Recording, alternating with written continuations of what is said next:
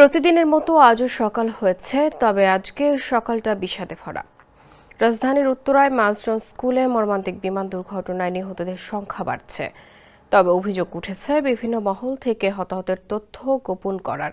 এই অভিযোগের ভিত্তিতে রাতে ঘটনাস্থল অর্থাৎ মাইলস্টোন কলেজ এলাকায় বেশ উত্তপ্ত পরিস্থিতি বিরাজ করেছে। তবে মঙ্গলবার সকালে অন্তর্বর্তী সরকারের প্রেস উইং এক বিবৃতিতে জানিয়েছে, ঢাকার উত্তরায় মাইলস্টোন স্কুল অ্যান্ড কলেজে বিমান বিধ্বস্তের ঘটনায় বিভিন্ন মহল থেকে হতাহতের তথ্য গোপন করা হচ্ছে দাবি করে অপপ্রচার চালানো হচ্ছে।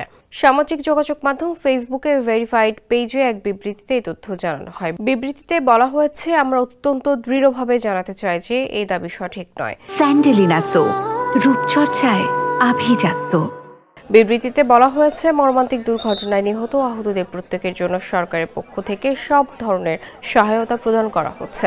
নিহতদের প্রত্যেকের নাম, পরিচয় যাচাই ও তালিকা করা হচ্ছে। যেসব মরদেহ শনাক্ত করা যাচ্ছে না সেগুলো ডিএনএ টেস্টের মাধ্যমে শনাক্ত করা হচ্ছে। এতে বলা হয়েছে, এর পাশাপাশি ঢাকার কয়েকটি হাসপাতালে এই ঘটনায় আহতদের সুচিকিৎসার সর্বোচ্চ ব্যবস্থা নেওয়া হয়েছে। বিবৃতিতে বলা হয়, এই মর্মান্তিক ঘটনায় আহত নিহতদের সম্পূর্ণ নির্ভুল তালিকা প্রকাশের জন্য বাংলাদেশ সরকার, সেনাবাহিনী, প্রশাসন, বিদ্যালয় কর্তৃপক্ষ ও হাসপাতাল কর্তৃপক্ষ একযোগে কাজ করছে।